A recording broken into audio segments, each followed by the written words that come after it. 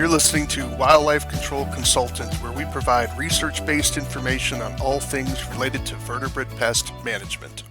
Hi, everyone. Stephen Van Tassel here, Wildlife Control Consultant, bringing you another episode of the Wildlife Control Consultant podcast. Hey, glad to have you on board. I hope your week went well. I am still in the thick of it with the training season and also got to do some traveling next week. So I'm trying to get my podcasts all together. So I have a few weeks out there because of the work that I have available. As you can see, we have a guest here today, and I'll introduce her in a moment. But before we do that, you can reach me at wildlifecontrolconsultant@gmail.com, wildlifecontrolconsultant@gmail.com.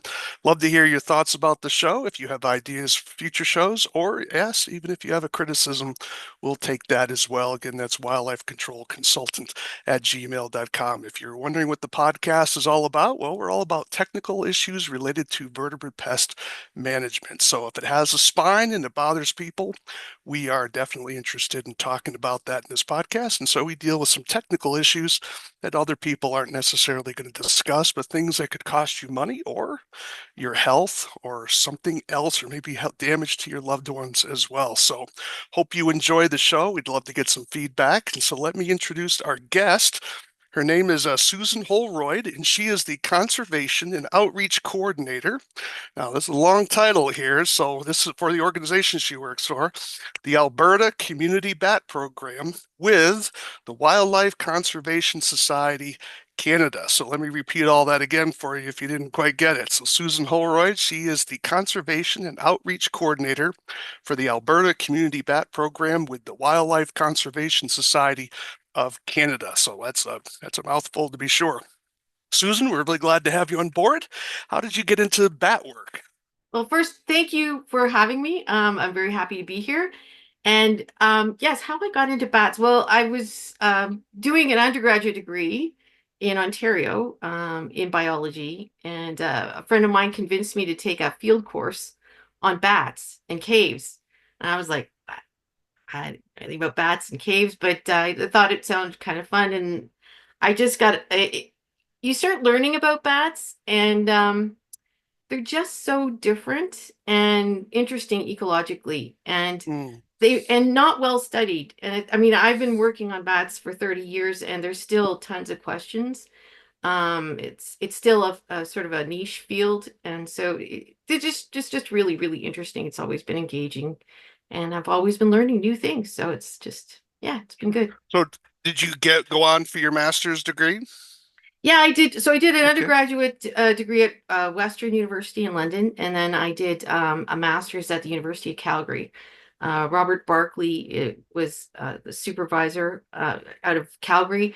Mm-hmm. There's not a lot of people who work on bats, and Right. even through the United States, and we kind of all know each other because it's still not a huge group of people that work on bats. So Yeah. yeah, Well, it's not a species where there's money involved like with deer or pheasants, all right? So it doesn't have the yeah. same level of cachet as Well, that. So it's changed in the last since white nose syndrome, which is a sure. disease that's been affecting bats, since that hit North America, and there's been more species that have hit the endangered species list. Mm-hmm. There has been more funding for bats. But yeah, when I first started working on bats, it was like, why would you want to work on bats? You're never going to get any money.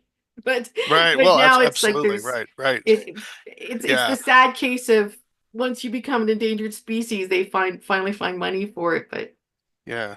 We have in the US, we have a program where we have what's called a non-game conservation biologist, right? So typically every wildlife agency will have one of yeah, those individuals, and those are paid for by, I think Pittman Roberts Funds does some of that, gets some of that money from gun sales and ammunition. I think some of that comes from someone out there could correct me, I'm sure.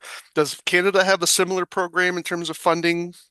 the different provinces have similar things like that. It's sometimes the money comes through, yeah, the like fishing and hunting licenses. Hmm. They will divert some of that money to endangered species and like non-game species. The Yeah. provinces themselves sometimes they will have some money set aside, especially it's for endangered species or biodiversity initiatives. The federal government actually funded the big project that I'm going to talk about today, the with our training program. And that was part of the recovery strategy for little brown myotis, which is Mhm. that one species that likes to live in buildings that is often the subject of exclusion and the subject of it's probably of interest for most of you, the people that are interested Sure. in your podcast. Yeah. Well, let's transition over to your training program. So I went through it. I learned stuff without a doubt, even though I wish I could skip the legal stuff for Canada, because obviously that's not my framework. That got a little tedious for me at times. But why don't we talk about this training program and, certainly share your screen if you want to walk Okay. people through Yeah, this let's take a bat look at training that. program. So, yeah, just sort of so an introduction to it. Yeah, I have been part of our program has developed a training program or an online training course. And it's been directed to pest control or wildlife control operators. So the Um, URL, for those of you who can't read that, is training.canadabats.org. yeah, So yeah. training.canadabats.org. Yeah, and so yes, Environment Canada, Environment and Climate Change Canada, which is the full title, they supported the development of this project, this online course. Again, it's part of the recovery strategy for little brown myotis. They identified that improper exclusion was having an impact on populations, so they thought this would be a useful resource that this in a resource sector industry sector could use. So it's free to take right now. Um, we just had a year where we were looking for feedback, and I just actually went through and did some updates to the course. Those will become live at the end of this month. But it basically is the same content. There's just some things that are explained a little better. Mhm. Um, so when you go into it, you'll have to register. I've already registered, so I've already gone into it. But all you'll need is a an email address, and you'll have to register with your email address. And you put your name in because I think at the end that's what comes up on your certificate. You'll actually get a certificate at the end when you complete the course, Right. and it'll have your Yeah. name and a date on it, and it'll say that you've completed this training And program for managing let bats me and add, buildings. it's a very easy registration process. It's not asking you for the birth date of your great No, grandchild and everything else a lot of these sites do because they're not interested in selling you something. So no, it's your no. name and email and you're kind of done. It's amazing. Yeah, Yeah. yeah, we're not selling anything. We're just trying to educate. Yeah. Right. So if you go into view course listing, it should take you, my computer's a little slow. Oh, come on, thing. It'll take you to the course. Oh yeah, so yeah, it talks a little bit about who the course is for. And we can just jump right into it. So this is the Yeah. Bat Friendly Canada training for managing bats in buildings. Um, Of course, I've already done it because I had to go through the thing myself.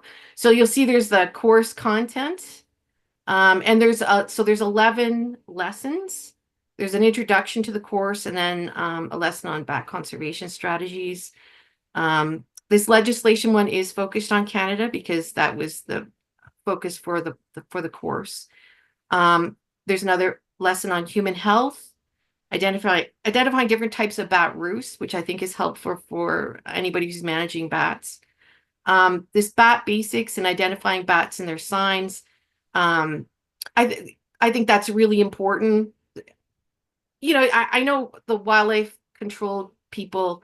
It's like when you're working with, say, raccoons, you want to know their life cycle and kind of what they're Mhm. doing up there, and so that you can figure out how to solve the problem. So the bat basics is really about bat ecology, so that you can walk into a situation and you can figure out kind of what these bats are doing in this building, and the type of roost that you're working with.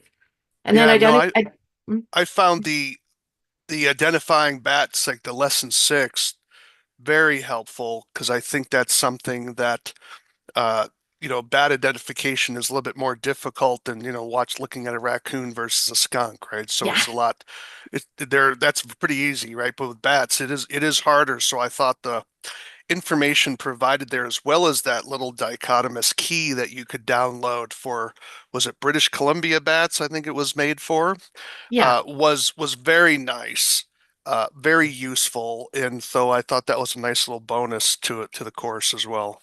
Yeah, and I've added actually for the eastern species, I've put a table that has descriptive characteristics so you could identify the different eastern bat species.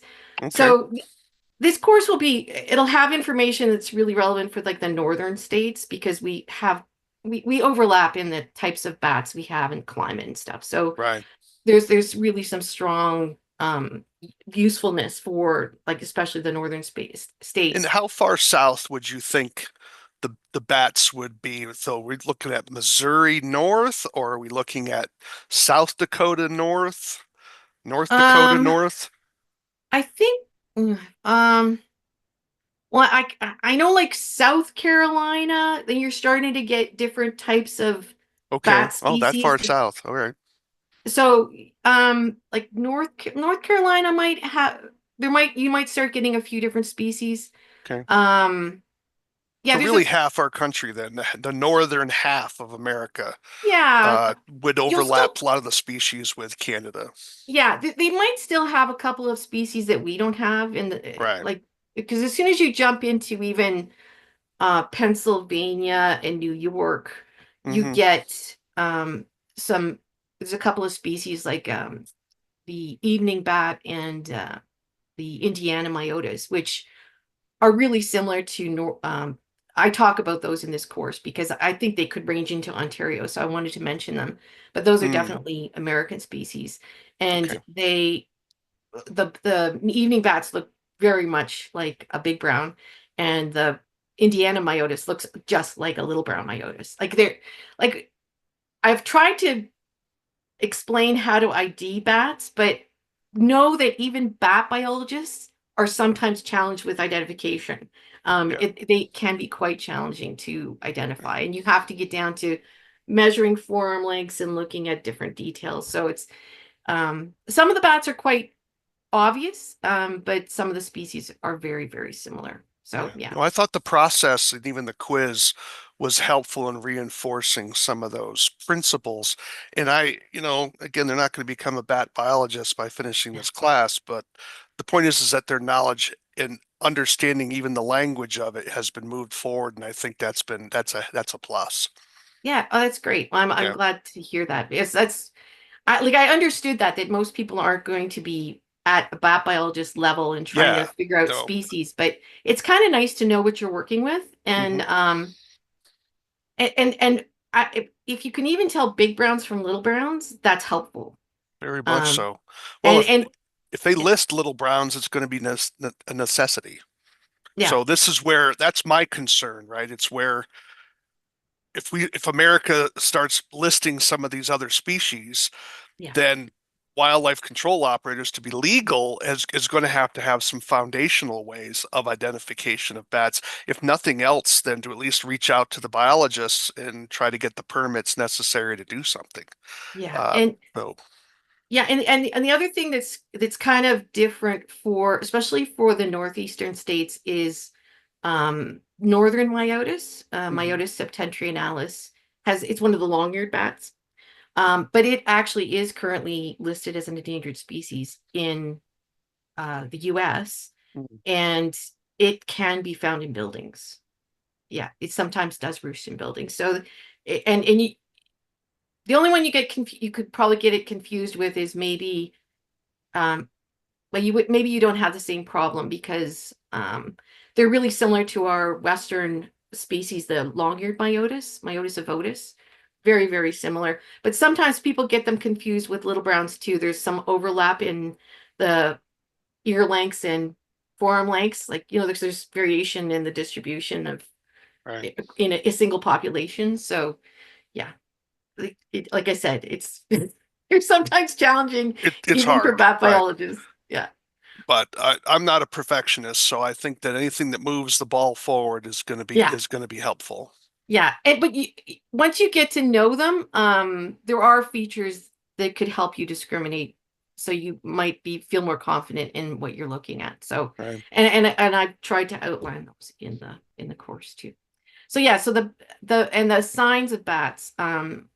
Actually, I did have some feedback on the course that from a pest controller who said they really liked the signs, showing that the signs of bats, and they would have actually liked more pictures. But the problem is that as bat biologists, like I worked in buildings for my graduate work. I worked on a colony or colonies and buildings, Hmm. but I don't have a ton of pictures, right?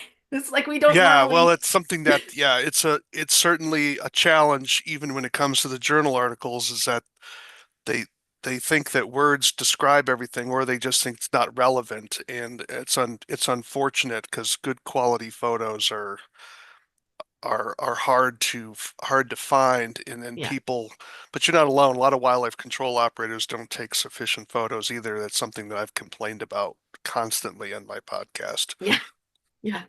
Well, we think of it afterwards too. It's like, oh, I should have taken a picture of that. But Yeah, yeah, and then it's too late, right? Because I've learned that you have, if you never think, oh, I'll go back to it, you'll never find it, or it's already gone. yeah, And so it's something you have to do it. And people, it's sad because they end up missing some real opportunities. And I think as concern over bats is getting greater because of the threat of white nose syndrome and the impacts that ha is having, as well as other challenges that they have, is that we need some of that technical information to help us with the management side.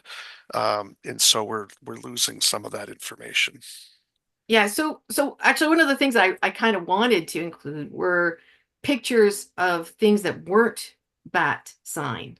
Oh, Because right. That's a good idea. yeah, right. Because a lot of people think that Yeah. that there's like chewing and chew marks and excavation stuff and chewed wires and things like that, and they think it might be Right. bats, but bats don't do any of that stuff. Yeah. So it's like like they don't drag in nesting material, so they any of that stuff that could be other things, Mm. really not bats. But I have had people ask me about stuff like that, so it's Well, like, well, no, they're not. I've heard reports, again, it's rumor, where people have claimed they've seen bats chew on expanding foam that's dried. Have you noticed any of that in your experience? I don't think they would do that unless it Okay. was stuck on them. Yeah, this Like, was right. It's devastating to them if it's still wet, but mhm. my understanding, as I recall it, that there were people that said they had bats that were chewing on dried expanding foam. Hmm. And clearly, I guess I think the attempt was to try to get back into the building. Oh, So well, that they'll was, push with their face, yeah. but they don't, and they will chew on like if they're in a bat bag, like Hmm. because we have these little cloth bags that we put them in. Okay. Like you wouldn't want to put them in a paper bag because they could rip that with their teeth. They would probably chew Oh, push their gotcha. way out Okay. of a paper bag. Yeah. But we use cloth bags and they will sometimes bite on the cloth bag, but if it's Okay. strong enough, they can't get through it. Yeah. Um, Okay. I yeah, I can't see them doing that because they're not really set up with their teeth that way. Like their teeth Hmm. are more like a cat or dog, but then Yeah. the molars are a little different. Hmm. So they don't have those gnawing front teeth like a mouse does. So they're not really good at chiseling their way through things. Yeah. But they'll Okay. definitely push their noses and push things out of the way with their faces for sure. Yeah, they're not very good at chewing things. Hmm. Okay. That's interesting though. But I never say never because bats will always prove you wrong. They'll always do always do something that you're like, you're not supposed to do that. Yeah. All right. And so Yeah. what other parts of the course are they? So we have okay. So this lesson 6 is the identifying bats and their signs. Hmm.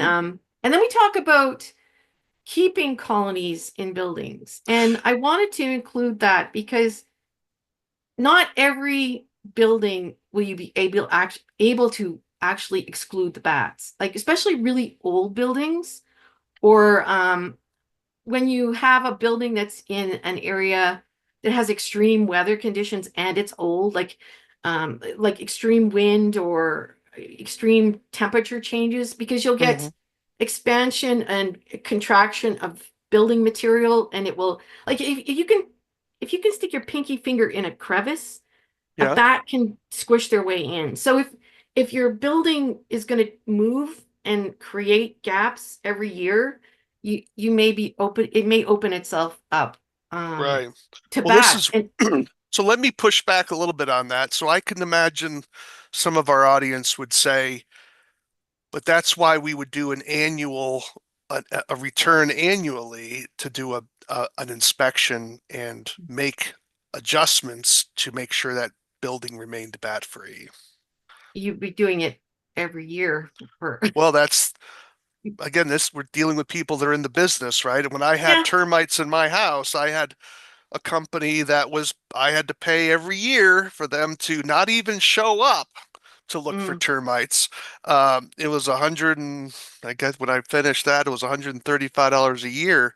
And so I think they had 1,000 clients yeah. every Well, year. I mean, That that's was, I guess that's one way that you could deal with it. hmm. I mean, the other thing is that bat colonies that live in buildings, we know they do really well. Like they reproduce well. And so if you do have little brown myotis and it's an endangered species, and that colony might be really important, it might be a way of being a good conservation steward too. As long as you Oh, can keep yeah, I would right, agree as with long as you that. can keep those bats out of the people living space. Right, And right.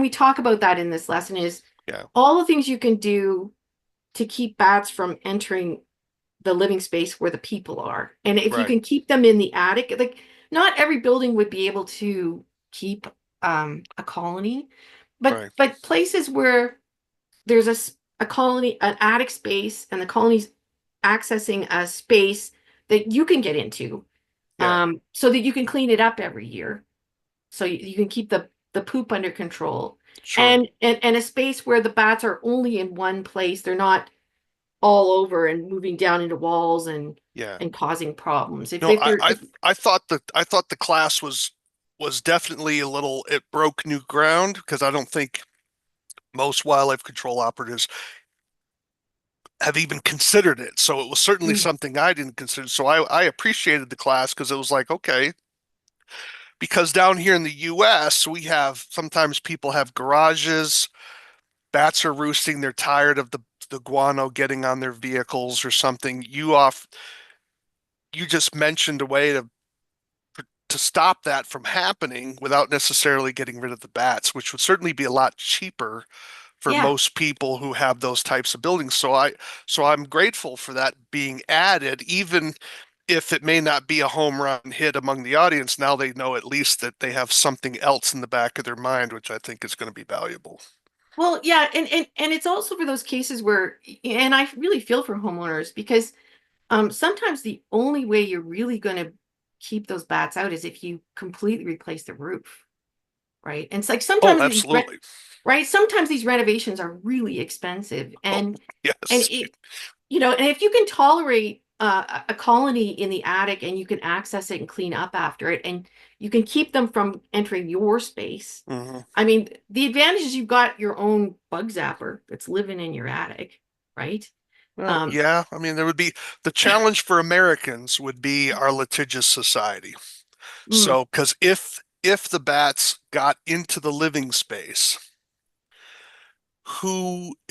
who is responsible, right? So this would be something that our audiences would mm, yeah, have to think about, and something that I would encourage them to make sure they run past their insurance agent because it may be a requirement for them to adjust their contracts yeah. exactly what they're doing, and then does the client fully understand what they're getting into? Because everything in America is always the extreme because it's the outliers that get you into trouble. Yeah, well, I would say, I mean, you definitely want it to be a decision that's made by the homeowner.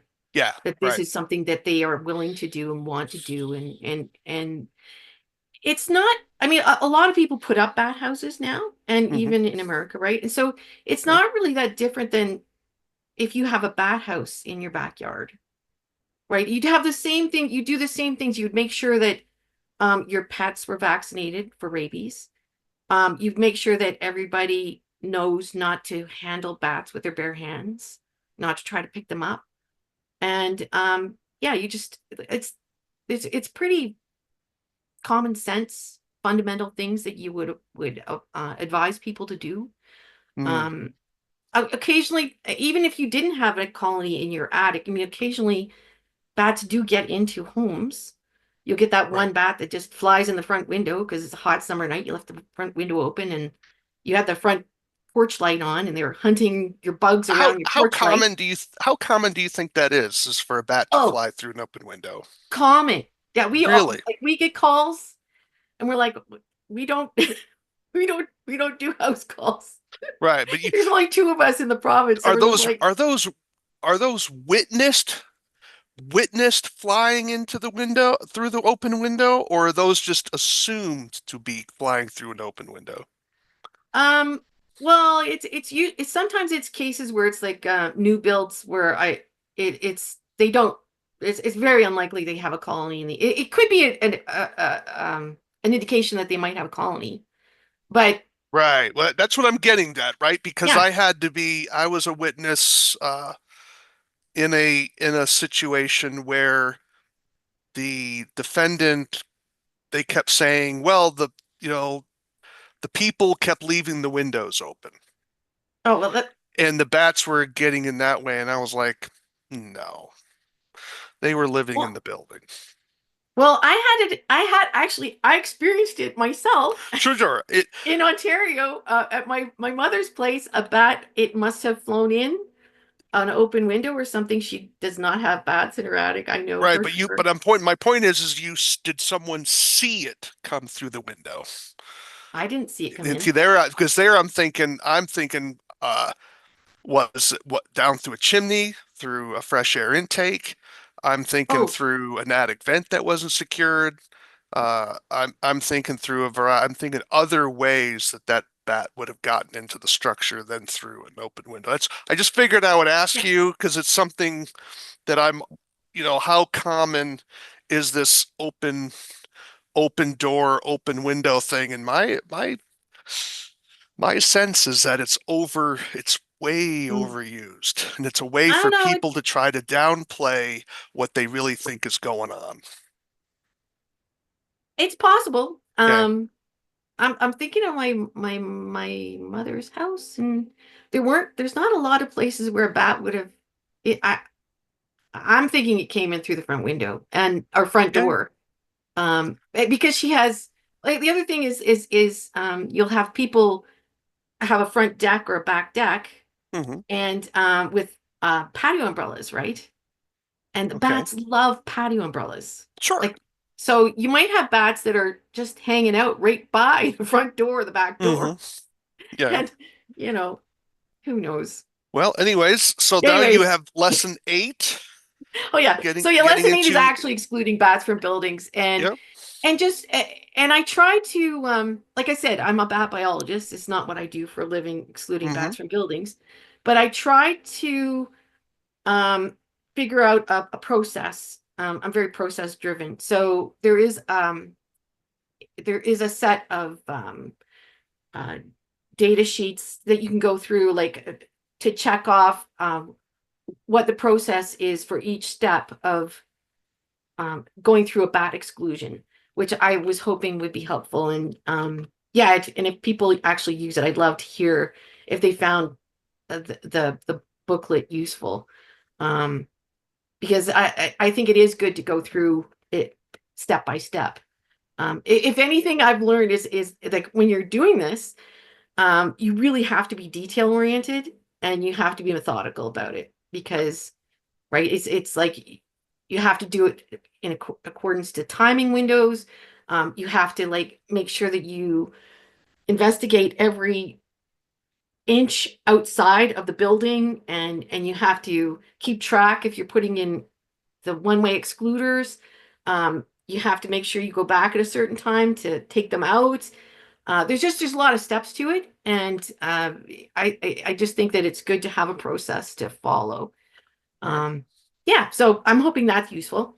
And then lesson 9 is reducing hazards for bats, because if people do have bats around and they want to keep them, even wild bats around, there's things that you can do in your backyard, and when you're doing an exclusion, you might introduce hazards. So it's like just to be mindful of those things and to try to do your exclusion in a bat friendly way. So we've tried to identify all those hazards.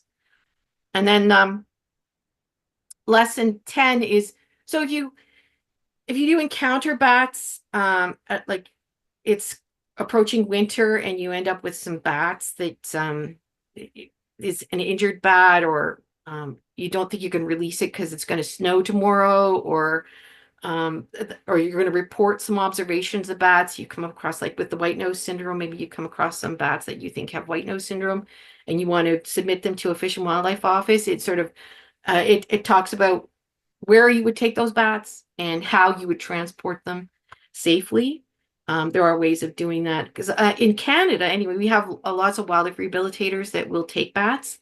And in the US, there's an organization called Bat World Sanctuary. I think it's batworld.org.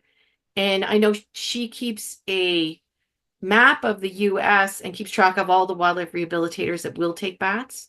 And if you contact them, if you end up with bats in the States, um, they will give you advice on what to do if you've got bats and you need to figure out what to do with an injured bat, or a bat that it's out of season and it needs someplace to go. They will Right. definitely give you advice. They're very, very good. And then the last lesson is really just about educating clients, because I know that's probably more than half your business is just dealing with the clients and trying to make them happy. And I did produce we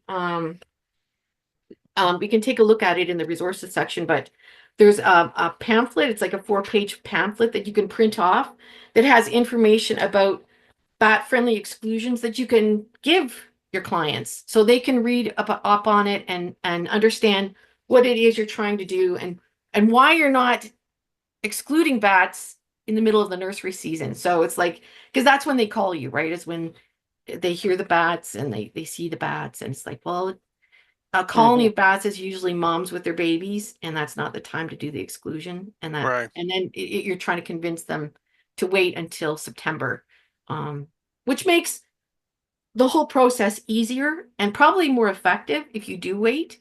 You'll probably have better success if you wait and you're not trying to handle bats or deal with bats. And I think There's that minimizes the risk for the wildlife control operator or the pest control operator. So like I have my pre-exposure rabies shots and I handle bats, and I get tested every 2 years to make sure that I have immunity to the rabies virus. Mhm. But you really just want to minimize your exposure to that. You shouldn't be handling bats. You probably everybody who has a potential to be handling bats should have their pre-exposure rabies series. Highly recommend. Um, but on the other side, you should minimize your exposure and minimize that, the risk by just not handling bats. And so if you yeah. wait until September when the colonies will disperse, um, you shouldn't even actually have to deal with bats. They should be gone by then. Yeah, I think there's certainly some states, I don't know, I don't have a count, but there are states in the US that have blackout periods. Um, I think they typically run from May 1st to August 15th. I think some go as far as August 30th. Yeah. But Yeah. I don't know of any that go into September, but if you're in a state where it does, I'd love to hear from you. So definitely drop something into the chat if you can. Yeah. And that's the thing too that I try to convey in the bat basics section where you're talking about bat biology, is that it's really going to vary depending on where you are, of when those maternity colonies form and when they start to disperse, because um, the bats are trying to get everything done as quickly as possible. And so as soon as it starts getting warm and there's bugs out, then the bats will be active. And that can happen earlier depending on where you are. And then the southern states, you might have bats that are active year round too. So you have other things that you have to worry about. Like that's why I said it's like it's probably more applicable to your northern states where Right. you have similar seasons. And Um, how so the, long and how mm, long does it take someone to finish the course? oh, well, I guess it depends on how quickly you go through the material. There's sections of video with each with each lesson, and then there's a quiz after each topic in each lesson. So Hmm. the lessons are broken down into 3 or 4 topics, and then there's little quizzes that will help you review the material that you've just gone through. Um, Depending on how quickly you get through the quizzes, I'd say 6 to 7 hours. It might take you longer, but you don't have to do it all at once. And I Hmm. think that actually I really like this software for that because you can quit and it'll come back and it keeps track of where you left off and it will just start there again. So you don't have to do it all at once. You can do it in pieces, which is probably a better way to do it.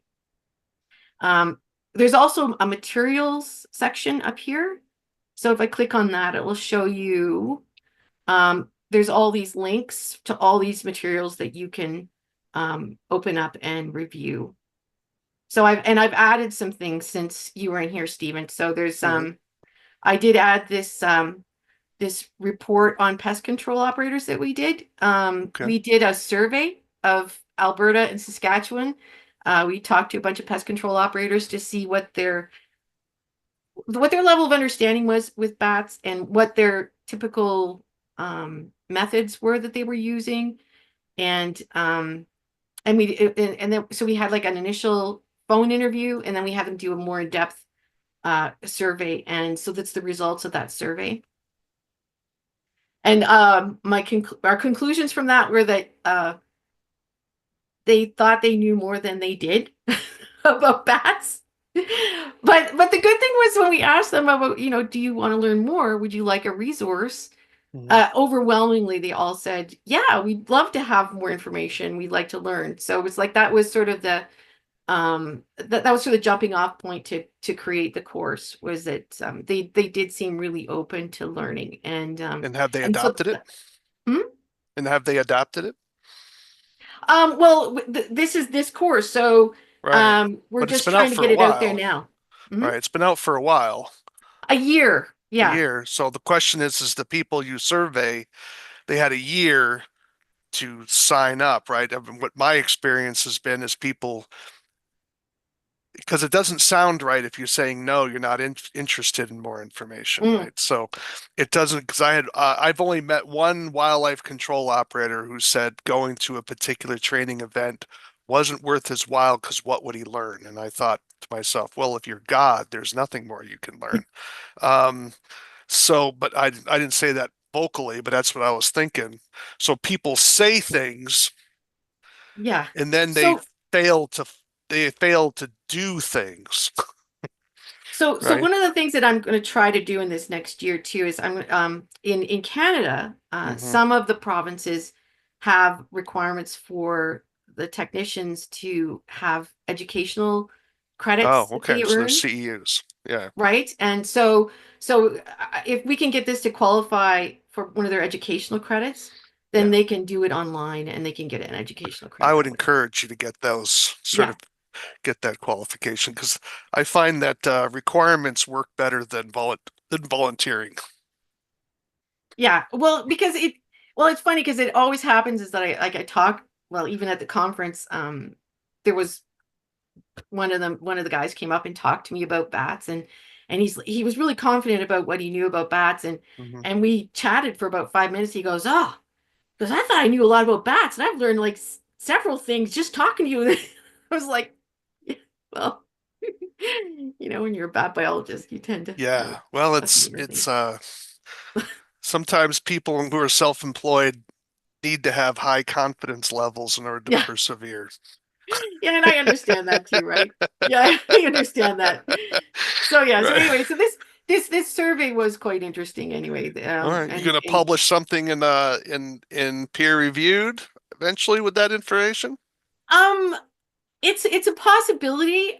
I think the problem we seem to have in the program is we have so many things going on that we tend to not have enough time to actually get things to that point. But I see.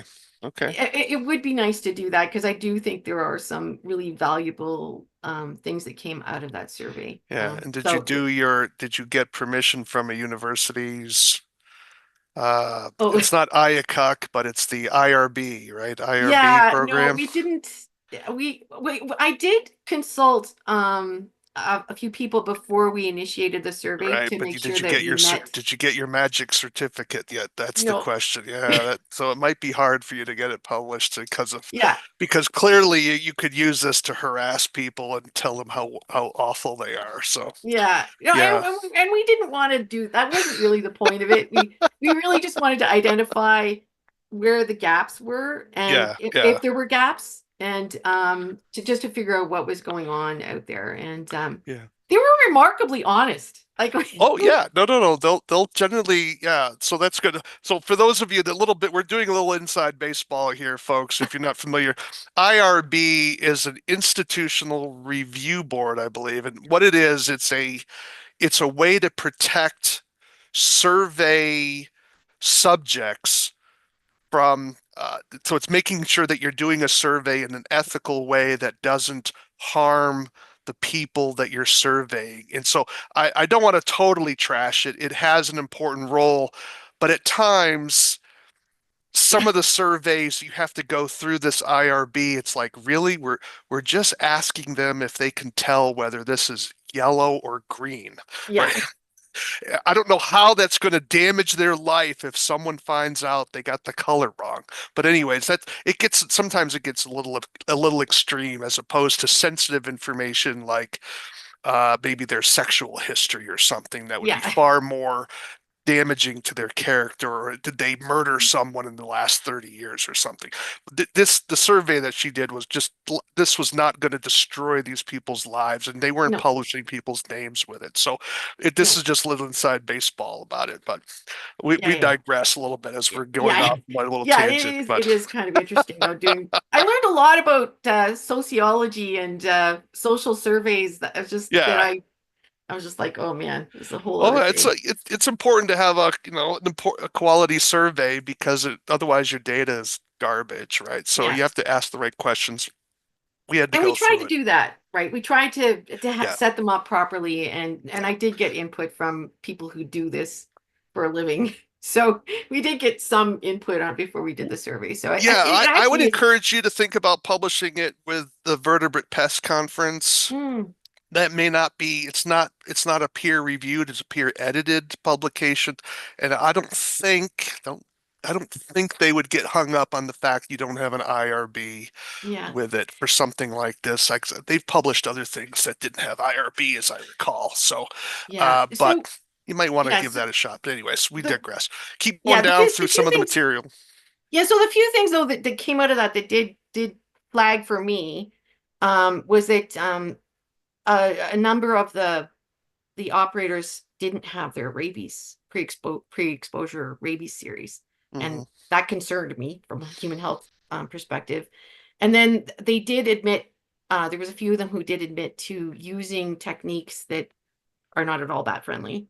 Right.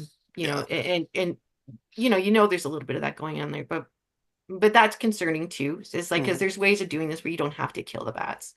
Yeah.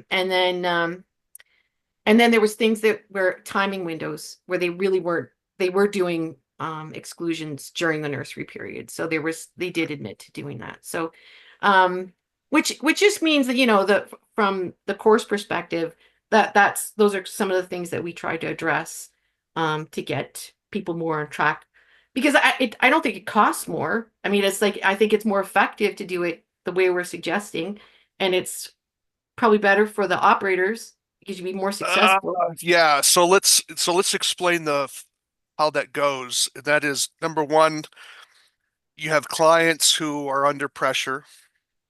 They get once a client decides to pull the trigger, it becomes an obsession. And I it's can see very that. hard to tell someone who is in an obsession mode to not finish it. You also may be dealing with situations where people are selling a home Yeah. and it's going to be part of the closing.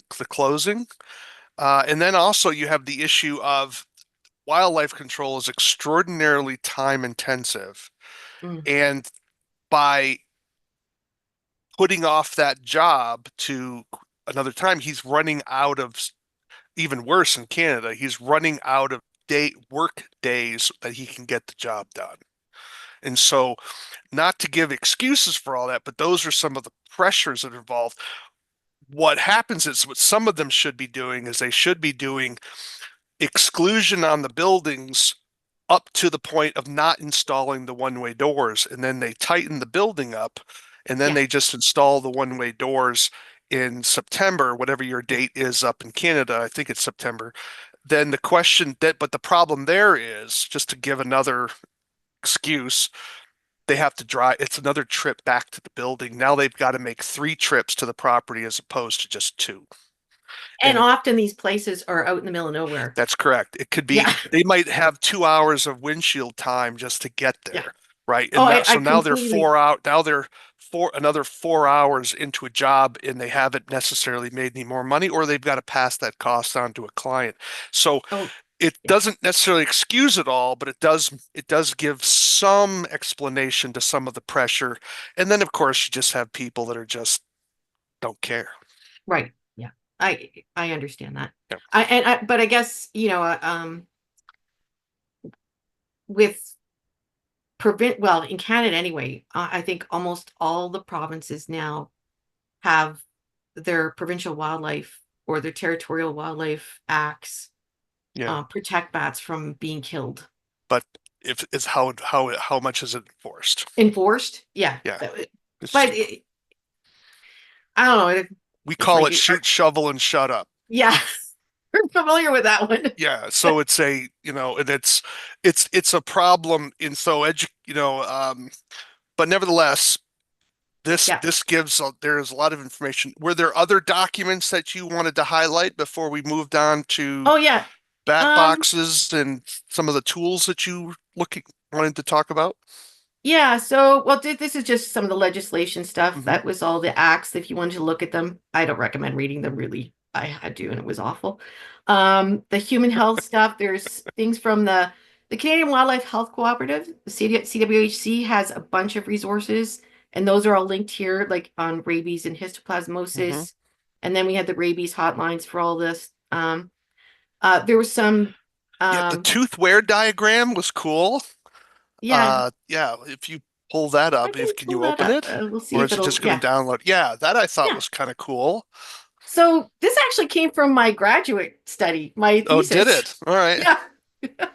So you can't really age bats, but you can kind of get a relative idea of age by looking at their teeth.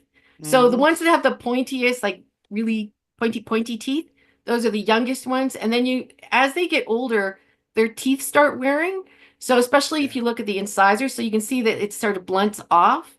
And then that'd be sort of a middle-aged bat. And then the oldest ones, you'll see it can be almost they'll almost have no teeth left. It can be Wow. half or less, and that'd be a really old bat. So that's kind of a general way of telling the different ages apart. Yeah.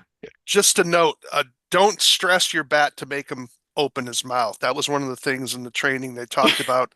Don't hyperextend the wings back. It Yeah. talked about how to hold a bat properly, which was, I thought, important. Not that I recommend a lot of wildlife control operators grabbing bats. There are situations where you might have to, but part of the one of the trainings in there will tell you how to hold a bat properly, even if you had to measure the forearm. Again, something we typically don't do, but I thought that was helpful information because sometimes we're doing things to bats that are going to be quite stressful and could even injure the bat that's under our care. So, Yeah. uh, good information there that we don't always see in our bat training events. Yeah. And yeah, there was things like people were holding bats by the scruff of their neck, which Yeah, I think that's a common one. So there were some things that were kind of surprising to me because you see it so often. I mean, you or uh, you've seen it enough. You're like, oh, that's just the way you hold it. But No, no, I no typically my scruff. attitude was I didn't want to grab animals. But some of the guys grab animals with bare hands all the time. I was too chicken for that.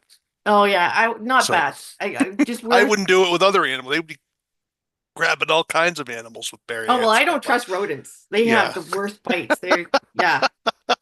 it's a different world. Yeah.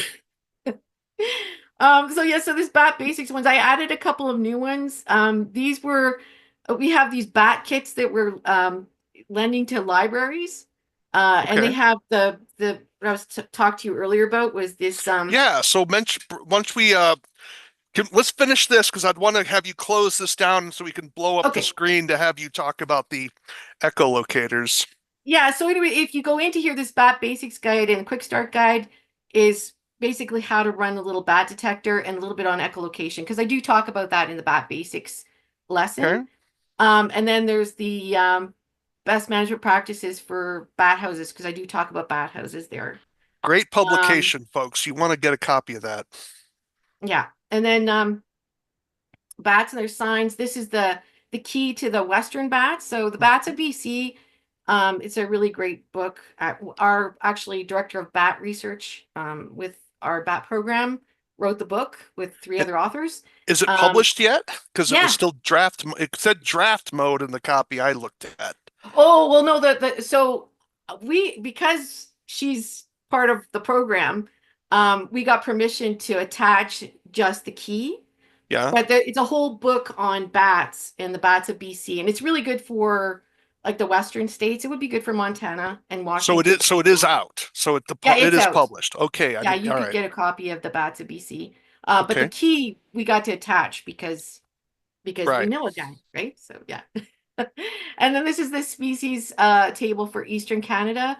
Those bats are a little easier to tell apart, but these descriptions of distinguishing features would be helpful. Um, and then keeping colonies and adding bat houses. There's a whole bunch of links on bat houses, and I can show you a bat house in a minute. And then the checklist for doing bat exclusions. That's the booklet that I told you that I developed to help go through the process of a bat exclusion. Um, and then lesson 10, this is some of the welfare and handling recommendations for Canada. They have like the ethical thing there. It's a new one, 2023 that came out. Um, and then there's some guides by um, province that are out. And a lot of these guides have their own back calendars included in them. The one in the course that we go over in detail is the one from Alberta. But like I said, your back calendar may vary depending on what region you're in. So some of these other guides will have different back calendars in them. And then the wildlife rehabilitators by province. And like I said, for the US, uh, that batworld, Batworld.org. .org batworld.org would be the one that I would recommend for the states. And then there's some data forms that you can use if you're going to do like roost counts, if you're going to do some observations of a building. These are good, these protocols are a good way to kind of observe a colony. Because the more information you have, the better if you're going to do a successful exclusion in my books anyway. And then educating clients, that's that brochure that I showed you earlier that you can download. The PDF is here. And then there's some more guidebooks that just have general information about bats that some of the provinces and territories have developed that I provided links to. So yeah, so I can Okay. stop sharing. Yep. Yeah. So And pull up those echolocators that you were referring to. yeah, so just a bit about echolocation. So bats echolocate. They use high frequency sound that we can't hear. So if you want to listen for bats making sound, you need a bat detector. So it's kind of cool. It's a U.S. company called Wildlife Hold it Acoustics. steady. Oh Yep. yeah, it's Yeah, my hold it. camera's not great. No, it's Um, not. no. Yep. So Okay. this thing, it's called an Echometer Touch, and this is the Echometer Touch 2. It's about $180, so it's pretty affordable. And what you can do is you can it connects either to your phone or you can connect it to a tablet and you just plug it into the power port and you download a free software. And then this thing will, because it's a high frequency sensitive microphone, it picks up the echolocation calls of bats. And then it translates it with the software into a visual display so you can see the echolocation calls. Mm-hmm. And then you can hear it because it slows the echolocation call down so into a frequency range that we can hear so that you can hear the bat echolocation call. And it does have an auto ID feature. And so the picture of the bat will pop up and it'll say little brown bat. And it's like, so Okay. that's And kind so of it'll give fun. an idea of what it could be. Yeah, Yep. the software isn't always right, Right. Yeah, it's but but especially you have to be careful around roosts because the bats will they'll like I said they emerge about 30 minutes past sunset time, whatever the sunset time is. And they'll sit at the opening with all their friends and they make echolocation calls, but sometimes they make social calls and sometimes audible calls that you can hear.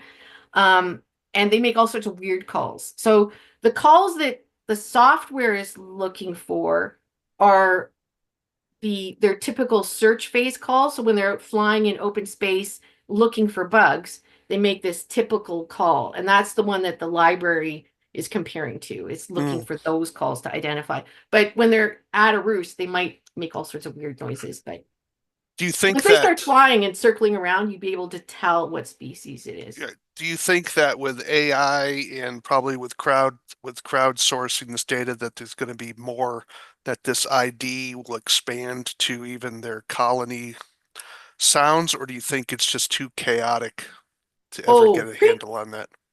pretty chaotic. Okay. Yeah, and interesting. There's all sorts of we're learning about all sorts of things that bats do as far as echolocation goes. Like um our director of bat research just had a paper that came out where they identified another species, silver-haired bats sometimes show up in buildings, but they don't usually have colonies in buildings. But this bat, it was producing this pattern of calls that they called it a song because it was this repetitive sort of series of calls that they thought that these bats were singing. So Okay. it's kind of cool. Yeah. Hmm. All right. Now you had to know, so that's for $180. You said US, right? Was that earlier? Yeah, US. US because it's an American company that's selling them. So Wildlife Echo Acoustics. Meter Touch 2. Yeah. There's a Uh, professional version as well that's a little it's a bit more money. hmm. And it just gives you a wider range of calls that it can hear. Like Okay. it's a little spiffier, but I for what you're using it for, I think this one would do. Um the other one though is this one is called the Song Meter Mini Bat, and it's a small unit, and it takes like six AA batteries inside of it, I think. Repeat Um, the name of it again. this is the Song Meter Mini Bat detector. Mini Bat. Okay. Again, Wildlife Acoustics. And it has that same. It has um, uh, the Microphone. microphone. The word. The microphone, the ultrasonic microphone, is on the end. And these things are meant to be set up and left in place. And it will just record it onto a little disc, SD card. SD card. Yeah, so you can get the different size SD cards. We usually, if it's going to be a lot of echolocation calls, then we would put one of the bigger cards in it. Yeah. And you can with alkaline or lithium batteries. Lithium batteries would last a couple of months, so you could leave it out. But then you'd need to every once in a while go in and change the batteries. What's kind of fun with this one, it actually is a Bluetooth capability. So you can hook it up to your phone and you can check the battery level and whether it's recorded any files or Hmm. recorded any bats. Um, and you can do that. Yeah, you have to get fairly close, like within about 50 or 60 meters to actually activate the Bluetooth to connect to it. But you can kind of get a checkup on the bat detector from a Yeah. distance. But you do have to change the batteries every once in a while. But you could I like we had a fellow who worked with one of the provincial parks here and they were concerned that they had bats in a building over the winter time, and whether they were going to have to do some sort of work to kind of get a wintering colony out. And so he borrowed this and set it up in one of the cabins in the attic, and just to, over the winter time, to see if he would pick up any bat activity. So the bats, they will hibernate. Some the big brown bats will hibernate in buildings, and but they do wake up every once in a while, and then Okay. they'll start echolocating, and you'll be able to record them and be able to hear them. What's the stimulus for them waking up? Is it warmer weather or is it extremely Well, cold weather? no, it's usually when the temperatures will approach zero, like 0 Celsius, so it'll start getting just above freezing. So you'll get these little warm spells, and we think that's often when we'll see some active bats. Okay. Um, so we don't know why they're getting up. We're still trying to figure that out. There was an experiment they did in Manitoba where they actually put out water sources near a wintering colony and tried to see if they would come out and use the water source Right. that they left, and Well, it's like they didn't let me drink. ask, let me throw something out else out to you that was it's not my idea. It was suggested to me, and that is in the US, at least in the area where I was at in Nebraska, I think the thinking was that the reason why people were seeing bats uh, in their living space or encountering bats during the winter was that when we had a major cold snap, Mm. people turned their heat up, and Oh, therefore it was the heat from the building as people trying to warm the building that caused the bat. So either it was the things got so cold in the attic that the bat had to roust, or the heat from the building as people were responding to the cold spell caused the bat to wake up. could be either Thoughts? of those things. Yeah, So typically what they're looking for in Celsius is 0 to 9 degrees Celsius. So there's that range where when they're hibernating, they drop their body temperature to that. They yeah, don't want to go below zero. They can't freeze like a frog, so they have right. to stay above zero. Yeah. But they're in hibernation, they're trying to drop their body temperature as low as they Hmm. can. But they usually have to have high relative humidity too. So that's why it's in a lot, especially the northern states and here in Canada, it's just the big browns that are usually hibernating in buildings because they seem to be more tolerant to those dry conditions. The little bats get too dried out, so they need high relative humidity. Now, in coastal British Columbia and the lower mainland, they do get bats in buildings that are not big browns in the Hmm. wintertime. And the humidity is so much higher that maybe it works for them there. So Right. you kind of have to look at the conditions where the building is. And it's a combination of the stable cold temperatures and high relative humidity is. But it would certainly make sense if the attic got too cold that they would have to wake up or do Yeah. something, otherwise they'd freeze to death.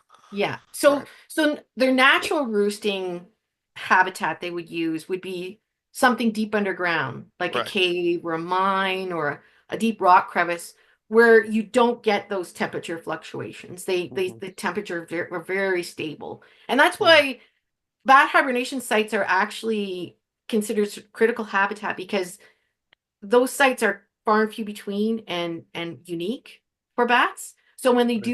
when you do have bats that are using particular spots, then it's got special conditions that suit them for that overwinter hibernation period. So yeah, Right. but the bats that using buildings, yeah, they've just kind of adapted to that that's made available to them. And Sure. Sure. yeah, and Uh, in Saskatchewan we have a lot of big browns in buildings. And I think it's because in those areas, there's not a lot of caves. Like there's right. not a lot of natural habitat for them where they would be hibernating. So they seem to be using buildings more. That's just kind of an observation that we have. So it depends on which state you're in. Like Montana has lots of caves. So I think that you may have lots of bats using Yeah, we cave got habitat. Yeah. we have yeah, some lot some of them can't get into. They're too small, but yeah, we have a few down here, and of course uh it's amazing how much we don't know about where they're hibernating. So, but I'm fascinated by how much we don't know. Yeah. Like I said, So I learn new things every year. yeah, well, that's good because we definitely need to know more of it. How about bat houses as we try to close up here? Talk a little about bat houses in terms of, what's the state of the knowledge now that people should be using on bat houses? Yeah, so I ended up inadvertently authoring with a bunch of other people best management practices for using bat houses in Canada and the USA. It was Hmm. a project that was funded through the U.S. Fish and Wildlife Service, and it came through our director of bat research, who had a student who was working on bat houses. So I'm kind of up to date on this.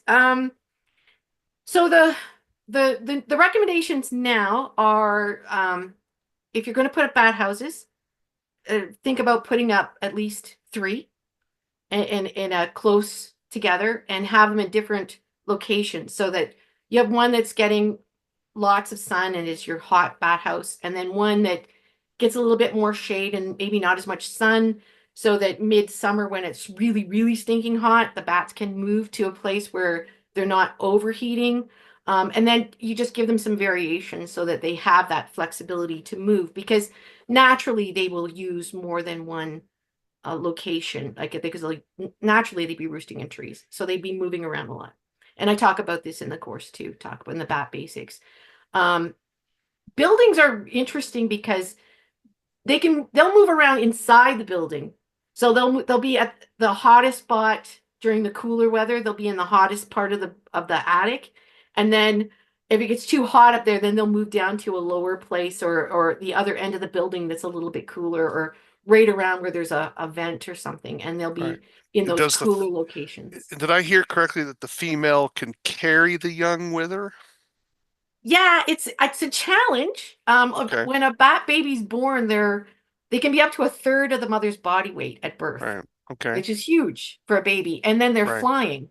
So by the time they probably need to move that baby, it could be up to half her own body weight. But they do it. So I always, in our recommendations, we recommended to keep bat houses within 100 meters of each other, just because it's a long way to lug a baby that big. Yeah. Yeah. No. So, Okay. you can actually build bat houses on, if you put them on posts, you can put them back to back, and then put little holes in between so they can move from one side to the other side, and the opposite side would be possibly a cooler side of the box. Right. Right. Um, so big bat houses too, not the little tiny ones. You get the single chamber boxes aren't any good for Right. maternity colonies. Those are You want wasp many, nest holders. yeah, many chambers, like four or five chambers is great. Okay. And bigger boxes, they're quite large. We have bat house plans that are attached to that course and on our albertabats.ca website. You could also look there on for information on bat houses. So in terms of so you want multiple chambers, 4 to 5 chambers, as you said, so you have some depth to it. Yeah. How about the height? Do you need the half a meter? Um uh I mean, obviously bigger would be better, but practically speaking, can you get away with half a meter? Would you, yeah, 18 inches, 20 I inches? think 20 to 25, I think Okay, is it'd be the. like 2 feet. Yeah, so two Yeah, thirds of a and yard. the height Yeah, on the four chamber nursery box plan that we have. yeah. And you can build the whole thing out of a 4x8 sheet of plywood. Oh, okay. All It's right. maximized Yeah, your maximize it. That's good. efficiency. And that's been um, successful. yeah, it has been Okay. quite successful in Alberta, especially mounted on a building. Okay. Although some pest control operators and people have told me that it's probably better to put them on like an outbuilding, like a barn or a garage, rather than the That home. would be my recommendation just because of the liability. But if people had a big enough house or they had an area of the house where people weren't walking, then I guess people could put it out on that side of the building. Well, their concern was more that the bats would find a way into the building. Well, there's that too. I'm always Yeah, nervous about you attracting them to the building, but there's yeah, also the human interaction and then yeah, pets, of course. But yeah. yeah, but And poop. outbuilding, I would be more comfortable with an Yeah, outbuilding than I would the house yeah. You don't want to myself. put it up over top of a doorway. because the Right. poop's gonna. Yeah. Not where you're walking, right. But that's why I I was like know. about the opposite end of the house if that worked, which would make sense because the building would hold heat longer to help Yeah, keep that bat house warm yeah, overnight. exactly. Right, right. Okay. Exactly. So that's why the ones on buildings tend to do well. In warmer locations, if you put them on a pole, Hmm. it's probably going to be a little cooler. So it might Right. be, so Mexico, New Mexico and Arizona and places like that. They're looking for ways to keep the bat houses a little bit cooler, especially midsummer. Yeah, yeah. That could Right. be. So there's different things that you have and colors of the bat box, design and stuff that all makes a difference. Yeah. So you think they're going to find the magic clues, like what the right colors should be for what latitude and sun exposure? You think we're going to find that magic sauce for No, bats no, to be? because you can have microclimate, like even in the way north in the Yukon, they did some work and they had overheating bat boxes up there. So it's like it depends on the microclimates, right? It's so your backyard, no matter where you are, could have a place that's getting a lot of sun and it's really sheltered and it gets really, really hot. Or and then the other end of your yard might be quite cold. So it's these you have to kind of look at your property in terms of what the little microclimates that you might have. Yeah, well, I guess I'm referring to if can we get to a place where we have sensors where we can say if your bat house is getting this much radiant energy and getting to this temperature for this period of time, it's not going to work. So therefore, you need to make your bat house, or if it does get that much, you need to use white paint on the outside or gray paint or So, something more reflective. That's the question that I'm looking at because oh, clearly we know when things go bad, mhm. but do we know what's going to be that sauce that's going to say a bat's not rejecting it for the environmental conditions reason? No, it could see it's more complicated Yeah. because you have variation in the temperatures over the season, and then you have variation in what the bats need over the Mhm. season. So that's why the adding the three bat houses in different locations It's going gives to the improve bats the the odds. flexibility to move around and move where they want to be. And they Gotcha. can be quite fussy. Like a half a degree can make them change roosts. Wow. So they Okay. right the some of the work that are the guy I work with who's up in Edmonton, he built a five-chamber bat box and he found that the back chamber of a five-chamber bat box never overheated. So theoretically that could work for, And how thick were the walls of the chamber? well, I think it was just ply, but I want to say 3.5 inch plywood, and Half inch there plywood. Hmm. and it would be three quarter to an inch is the size of the gap between each roosting Oh, board. okay. Oh, all right. That's Yeah. interesting. Yeah. So we have been doing some monitoring with little temperature sensors inside the bat boxes Right. to look at that variation in temperature over the daytime. So here's then the question would be in light of the temperature gradation. Right now, the bat boxes have solid chambered walls. Should we be drilling a hole through them so the bat can just simply, Yeah, or is they, or are they, could they just, are they just going to go to the bottom and then crawl right back up no, again? the design does have there's holes you can put holes in, and there's actually because it has the roost boards go like this, and Yeah. then the roof is sloped, so there's a little gap at the top as well. Oh, at the top. Okay. And All right. then people do put holes sometimes in the roosting boards so that they can move from one chamber to the other too. Yeah. All right. So I haven't seen that yet. Okay. Yeah, All yeah. right. Oh, Fascinating. yeah, yeah. A lot of We're kind of combinations. where I always say we're kind of like where birdhouses were in the 1950s, where people just, they're just experimenting with different types of bird houses. Yeah. Like we might find eventually that we have more than a few, like we have 9 different species of bats in Alberta. There's 15 in British Columbia. So some of the more southern states have many more. Right. Each of those species might have slightly different preferences, and we just haven't figured that out yet as far as bat houses go. Right. Right. – it would be nice if we could improve the occupancy rate because it does discourage people, of course, if it just becomes a wasp hideaway, and that's what a lot of them end up becoming. Well, if you use the narrower uh, um, gap uh, between the roosting boards, that sometimes discourages the wasps. Okay, and do you know what that distance Well, should the be? three quarter inch would be the narrower one. 3/4 inch. Yeah. Okay. And if you clean out the box, that's what you're supposed to do every year. Is you're supposed to Right, take like right.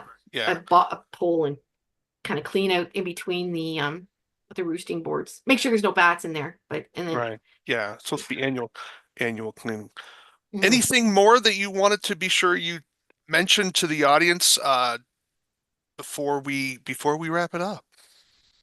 uh, I guess I really hope people take the time to go through the course. If you're doing an exclusion and you want to learn more about bats and you want to do a bat friendly exclusion, I think that we have a good course laid out for you that will give you the information that you need to not only be conscious, conservation conscious for bats, but also to be the most successful um, when it comes to actually excluding bats from a building. So Yeah. I really think that this is the way to do it. So I'm really hoping that people will take the time to actually to learn about bats, and they're worth it. I guess there's a couple of bat facts maybe I could share that Okay. might make you can be convinced that they're worth spending the time on. It's because they're not like mice. A typical mouse, will have a litter size of 6 to 8 babies, and a pair of mice can have 2 or 3 litters in a summertime. So populations of rodents can increase very quickly. They have that rapid growth. Whereas bats most of them only give birth to a single pup each year. Right. And then half the babies don't make it through their first winter. So bats have a really slow, low rate of reproduction. Populations don't grow quickly.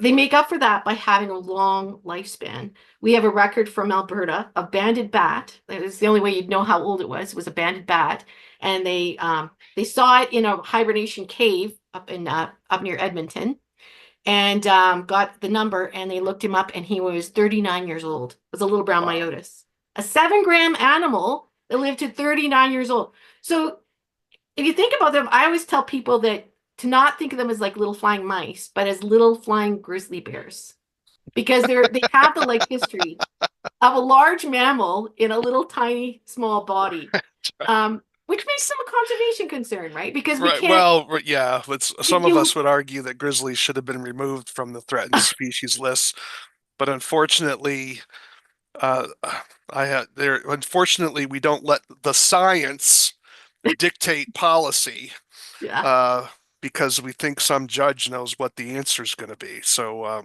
but I digress. yeah yeah we won't get into let's Don't not let get the into sci that. don't let the science get in the way of the next Yeah, cocktail party or whatever. yeah, no, but the point is that if you lose a colony, like even a building colony, Yeah. it can take a long time for the numbers of bats to build back again. Yeah, And no, they eat their weight in insects in a night, like these females, especially when they're and nursing. is that a general rule of thumb for all bat species or the little brown or big brown? Um, so the way it works is a typical male, the non-reproductive female, probably eat half their weight insects in a night. That's just to keep up with the energy demands. Hmm. And then when a female's nursing a pup, Yeah, when she gets to what we call peak lactation, when she's nursing a baby that's starting to fly, right. she can be eating more than her own weight in insects in a night. So it varies over the season, but yeah, it's a lot of bugs. So And anywhere so from a half their weight per day up to over half on a nursing female at over peak their own nursing weight. over Yeah, own they weight. can. Yeah, that's a So lot. they eat and they poop. Right. A lot. And so a lot of people think, let me just close with this. A lot of people think that bats are these major mosquito controllers. thoughts on that particular thesis? Well, we actually have been doing some diet analysis. Okay. And so the cool thing now you can do is you can use the bat guano and you can pull out the DNA of the bat, so you can Right. identify species, but Yep. you can also pull out the DNA of the insects that they eat. Okay. And from the work that we did, we came up, it was from all the samples that we analyzed, we ended up Right. with 23 different species of mosquitoes that showed up in the Okay. diet. So they are eating mosquitoes, Mm-hmm. um, but mosquitoes are tiny. So it's probably, they wouldn't just eat mosquitoes. Like little browns eat a lot of moths and Yeah. flies and aquatic emergent insects. Big browns eat a lot of beetles. And then the bigger bats, like the hoary bats and the silver-haired bats, they'd be eating some of those big moths. They like those and Okay. beetles if they can. Anything they So run across, they'll eat. But did you have, in terms of that DNA study, did they do anything in terms of percentage, what they thought the percentage of the diet was, or that was just not possible or too that's hard to we do? haven't quite got there. Okay. Yeah, it's that's really difficult to tell. Do you have and I won't hold you to it, but do you have a sort of a gut estimate? Are the bats targeting the mosquitoes, or are they just sort of like, well, the mosquito's in my way, I'll chomp him while I'm flying by? Well, I think it's probably if you think about how mosquitoes emerge, is Hmm. you will often get pulses, right? So you'll have Okay. like a big hatch of like mayflies, you'll have a big hatch, or Okay. mosquitoes, there'll be a period where you get a lot of them. All And right. when there's a lot of them around, they probably Mm. take advantage of that swarm The of swarm. Oh, mosquitoes. so they would just start targeting the swarm Yeah. because it's a target-rich environment. Yeah. So the Yeah. little Okay. browns, they That like makes to sense. fly. They fly about a meter off the water. Like Okay. if you're a fly fisherman, Yeah. if you're out fishing and it just as the sun's starting to set, and sometimes they'll get bats chasing the flies The and right, flying the around the fly. head. Okay. All right. Okay. Maybe they're getting anything that's emerging out of the water. Of course, and mosquitoes emerge out of ponds and rivers Yeah. and stuff Yeah. like that. Although So that would make sense, and it would yeah. account possibly for some variances between Mhm. some of this. Okay. All right. Because that was been a hotly. It was a little bit of Yeah. heat out there on that particular subject, and so that's a helpful distinction. I think there's some nice qualifications there.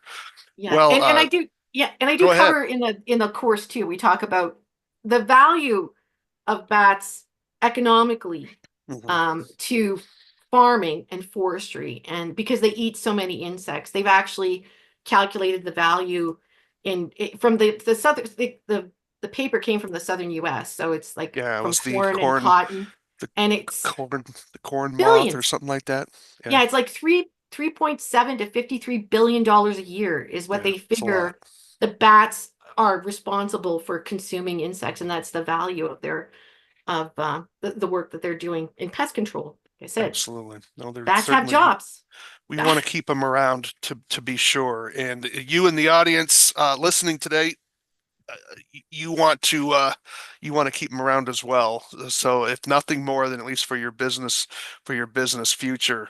Well, we've been listening to Susan Holroyd. She is the Conservation and Outreach Coordinator for the Alberta Community Bat Program with the Wildlife Conservation Society Canada.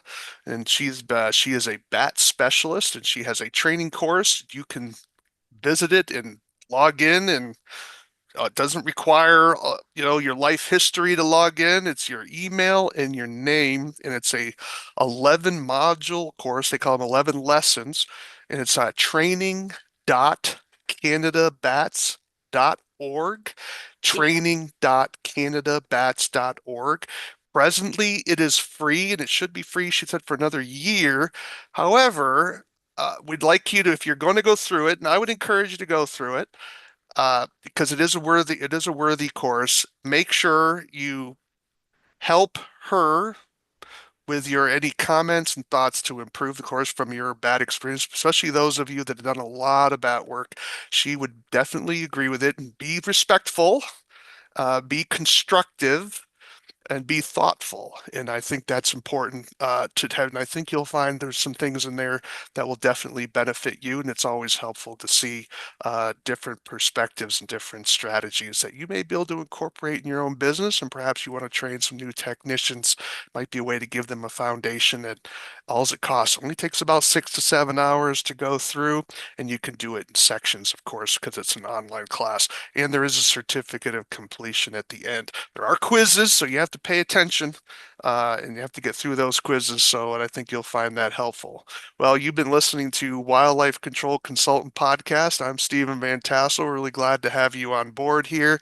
Hopefully, you enjoyed the conversation. We were talking all things related to bats and some of their bat control and a new training program that is available from Canada that would certainly be useful for a lot of you, especially in the northern half of the US. But I think it's even got material that's going to be helpful for those all the way down through the entire country because bat handling is bat handling, whatever species you're dealing with.